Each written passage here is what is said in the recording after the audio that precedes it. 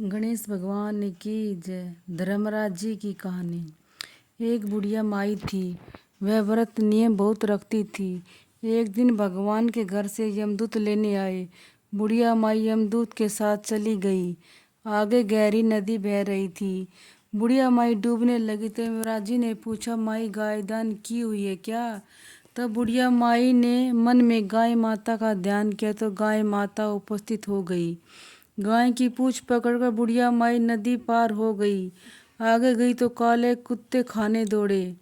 तो यमराज जी ने पूछा, कुत्ते को रोटी दी है क्या? बुढ़िया माई ने मन में कुत्ते का ध्यान किया तो कुत्ते चले आए। आगे चली तो काले कोए बुढ़िया माई को चोंच मारने लगे। तब यमराज जी ने कहा कि ब्राह्मण की बेटी को सिर में तेल लगाने को दिया है कि नहीं? बुढ़िया माई ने ब्राह्मण की बेटी को याद किया तो कोई ने चोंच मारना छोड़ दिया। आगे गई तो पैरों में कांटे चुभने लगे। तब यमराज जी ने कहा कि चप्पल दान की है क्या? बुढ़िया माई ने याद किया तो चप्पल पैरों में आ गई। आगे चली तो चित्रगुप्त जी ने यमराज जी से कहा, आप किसको ले आए हो? तब यमराज जी ने कहा कि बुढ़िया माई ने दान पुण्य तो बहुत किया है पर धर्मराज जी का कुछ भी नहीं किया, इसलिए आगे के द्वार बंद है। तब बुढ़िया माई बोली कि मुझे 7 दिनों के लिए धरती पर जाने की आज्ञा दो। 7 दिनों तक कहानी सुनकर उद्यापन करने के बाद वापस आऊंगी। बुढ़िया माई वापस धरती पर आ गई।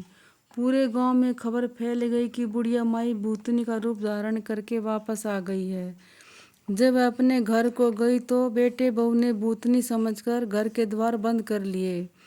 तब उसने अपने बेटे और बहू से कहा कि मैं भूतनी नहीं हूँ, मैं तो धर्मराज जी के कहने के अनुसार वापस आई हूँ।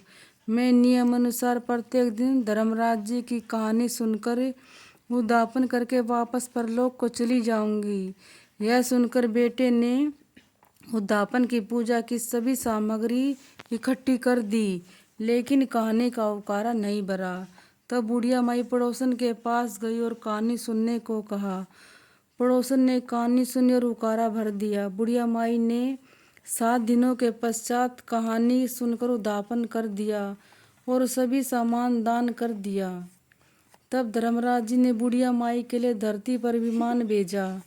विमान देख सभी गांव वाले स्वर्ग जाने को तैयार हो उठे।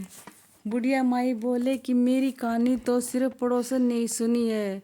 तो सभी गांव वाले ने बुढ़िया माई के पांव पकड़ लिए और धर्मराज जी की कहानी सुनाने का आग्रह किया। कहानी सुनने के पश्चात सभी विमान में बैठकर स्वर्ग पहुँचे। तो धर्मराज जी ने कहा कि मैंने तो सिर्फ बुढ़िया माई के लिए विमान भेजा था, यहाँ पर तो सभी गांव वाले आ गए हैं। तो बुढ़िया माई ने कहा कि मेरी कहानी सब ने सुनी है, इसलिए आधा पुण्य इनको भी दे दो। तब धर्मराज जी ने सभी गांव वालों को स्वर्ग में भेज दिया। सोए धर्मराज जी महाराज, जैसे बुढ़िया माई को स्वर्ग में वास दिया वैसे सभी कहने सुनने और उकारा भरने वालों को स्वर्ग का वास देना। बोलो कृष्ण भगवान की जय, उमापति महादेव की जय। बोलो धर्मराज भगवान की जय।